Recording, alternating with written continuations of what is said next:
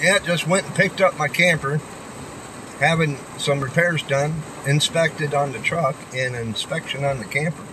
Heading back to the house, and what do you know? It starts freaking raining. Freaking torrential downpour. Lightning, high winds. I can't spin the camera around, but if you look at the trees, they're whipping and blowing around. And it was just shaking the camper all over the place. I ducked in here. Hopefully one of these trees don't come down on me. But yeah, fun day after work.